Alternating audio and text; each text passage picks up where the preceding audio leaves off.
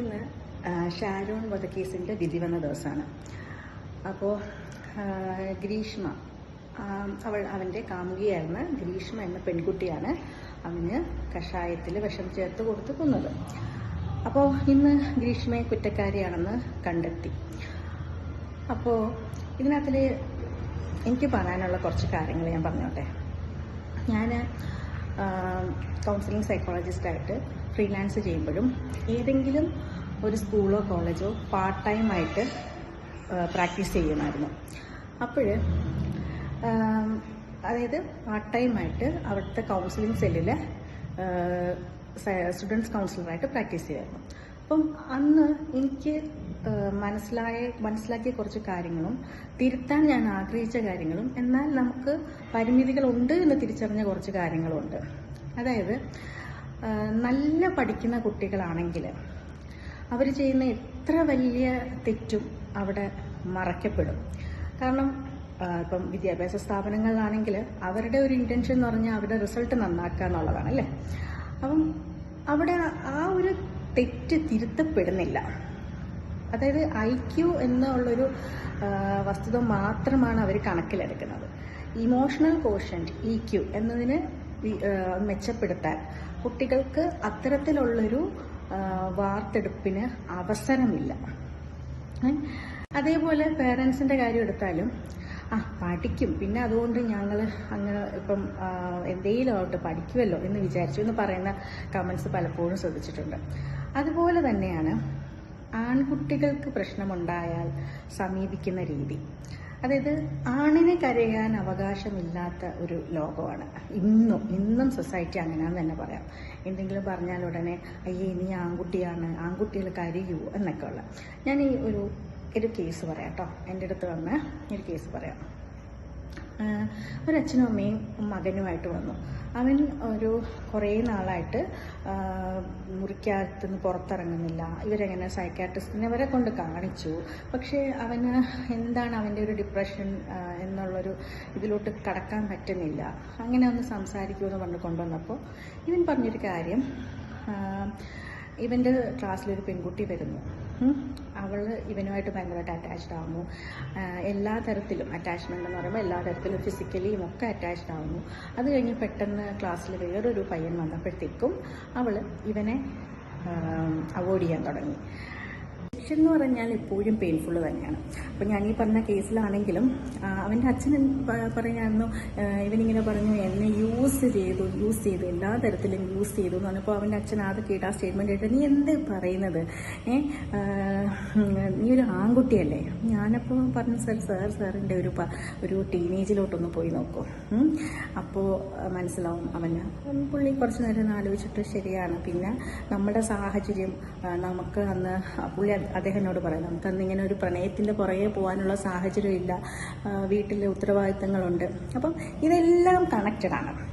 അപ്പോൾ ഗ്രീഷ്മയുടെ തന്നെയാണെങ്കിലും academic knowledge വളരെ അക്കാഡമിക് ബ്രില്യൻസ് ഭയങ്കര വലുതാണെന്ന് അന്ന് തൊട്ടേ ചർച്ച ചെയ്യുന്നുണ്ട്. അവൾ ഭയങ്കര ആ കുട്ടി ഭയങ്കര റാങ്ക് ഹോൾഡറാണെന്നൊക്കെ ഉള്ളത്, അല്ലേ? അപ്പം റാങ്ക് ഹോൾഡറാണ്. അപ്പം അതുകൊണ്ട് തന്നെ അതിബുദ്ധിയാണ്.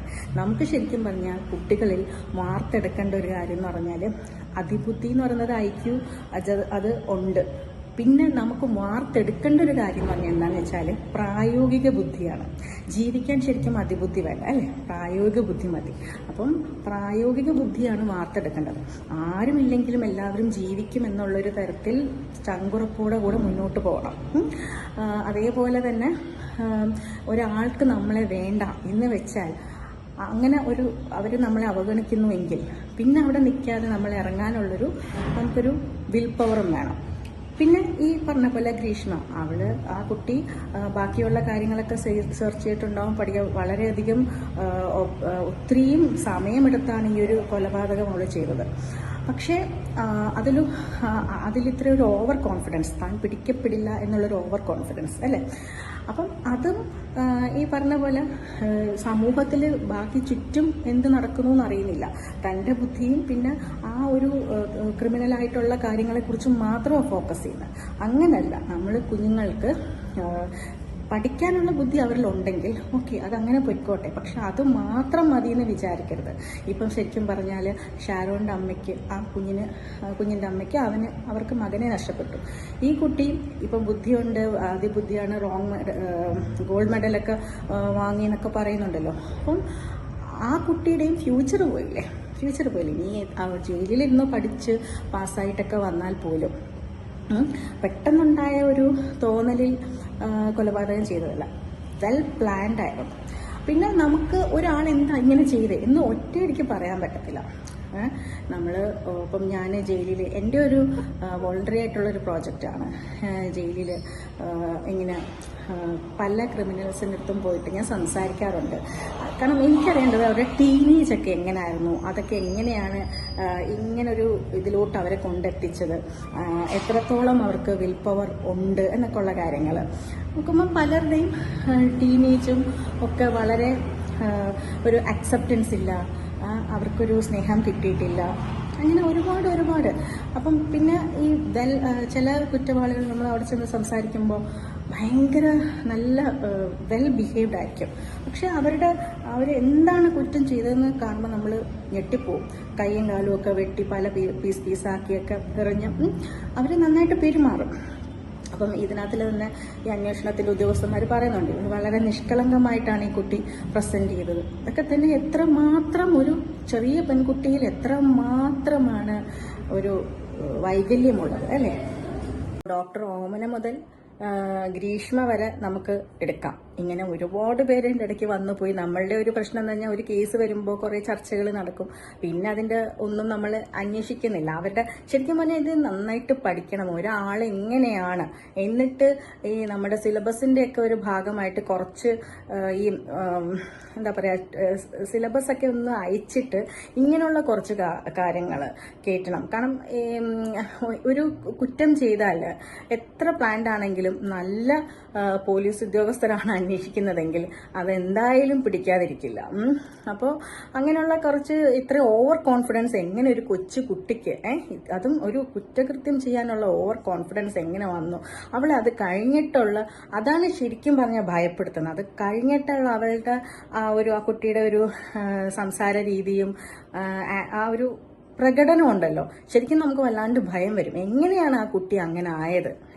അതാണൊരു ചോദ്യം. എങ്ങനെയാണ് ആ കുട്ടി അങ്ങനെ ആയത്? അപ്പം നമ്മൾ സ്കൂൾസിലും കോളേജസിലും ഒക്കെ ഇങ്ങനെ മെന്റൽ ഹെൽത്തിനെയൊക്കെ ഫോക്കസ് ചെയ്ത് ഒരുപാട് പ്രോഗ്രാംസ് നടക്കുന്നുണ്ട്, ഇല്ലെന്നല്ല. പക്ഷേ ഞാൻ ഇത്രയും വർഷങ്ങൾ സ്കൂൾസും കോളേജസും ഫോക്കസ് ചെയ്ത് അവിടുത്തെ കൗൺസിലിംഗ് സെല്ലിൽ വർക്ക് ചെയ്ത ഒരാളെന്ന നിലയിൽ എനിക്കറിയാം അതിൽ ഒരുപാട് അപാകതകളുണ്ട്.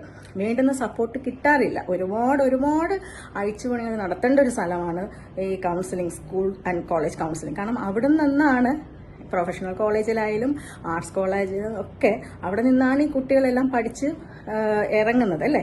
അപ്പം അതോടൊപ്പം തന്നെ നമ്മുടെ ബുദ്ധിശക്തിയോടൊപ്പം തന്നെ ഇമോഷണലിയും ഒരു പ്രായോഗികമായിട്ടുള്ള ബുദ്ധി, പ്രാക്ടിക്കൽ ആയിട്ട് ജീവിക്കാനുള്ളൊരു പ്രാപ്തി എല്ലാ കുട്ടികൾക്കും ഉണ്ടാവണം. അതിന് പാരൻസും മാതാപിതാക്കളും ഒരുപാട് അവരെ സംരക്ഷിക്കണം.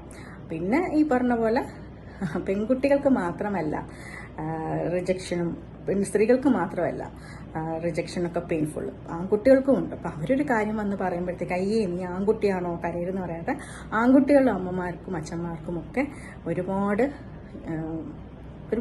ചർച്ച ചെയ്യേണ്ട ഒരു കാര്യമാണ്. ഇനി ഇങ്ങനത്തെ കാര്യങ്ങൾ ആവർത്തിക്കാതിരിക്കണമെങ്കിൽ.